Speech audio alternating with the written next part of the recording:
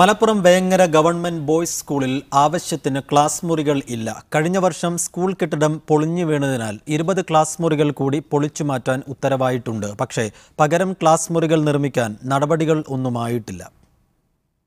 അന്താരാഷ്ട്ര നിലവാരത്തിലേക്ക് ഉയർത്താൻ സർക്കാർ ശുപാർശ ചെയ്ത സ്കൂളുകളിലൊന്നാണ് വേങ്ങര ഗവൺമെന്റ് ബോയ്സ് സ്കൂൾ. കഴിഞ്ഞ വർഷം കാലപ്പഴക്കം കാരണം ദ്രവിച്ച സ്കൂൾ കെട്ടിടത്തിന്റെ മേൽക്കൂര തകർന്നു വീണു.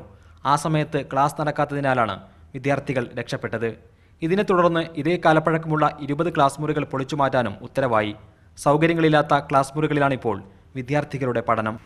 ബിൽഡിങ്ങിനുള്ള പ്രപ്പോസൽ കൊടുത്തിട്ടുണ്ട് സർക്കാരിലേക്ക്, ഇതുവരെ പാസ്സായിട്ടില്ല. അതേസമയത്ത് സ്കൂൾ അന്താരാഷ്ട്ര തലത്തിലേക്ക് ഉയർത്താൻ പോകുന്ന ലിസ്റ്റിൽ ഈ സ്കൂളുണ്ട്. അതിൻ്റെ ഭാഗമായിട്ട് കിഡ്കോ എന്ന ഏജൻസി അത് മാസ്റ്റർ പ്ലാൻ തയ്യാറാക്കി കാര്യങ്ങളായിട്ട് മുന്നോട്ട് പോകുന്നുണ്ട് എന്നാണ് മനസ്സിലാക്കുന്നത്. പക്ഷേ ഇപ്പോഴത്തെ ഒരവസ്ഥ ക്ലാസ് റൂമുകൾ അപര്യാപ്തത വല്ലാതെ ഉണ്ട് എന്നുള്ളതാണ് ഇപ്പോഴത്തെ പ്രശ്നം. സ്കൂളിനെ ഹൈടെക് നിലവാരത്തിലേക്ക് എത്തിക്കാനുള്ള പ്രവർത്തനങ്ങൾ നടന്നു വരുന്നുണ്ട്. ചുരുങ്ങിയത് 15 ക്ലാസ് മുറികളെങ്കിലും നിർമ്മിച്ചു കിട്ടണമെന്നാണ് അധ്യാപകരുടെയും വിദ്യാർത്ഥികളുടെയും ആവശ്യം. മീഡിയ 1 മലപ്പുറം.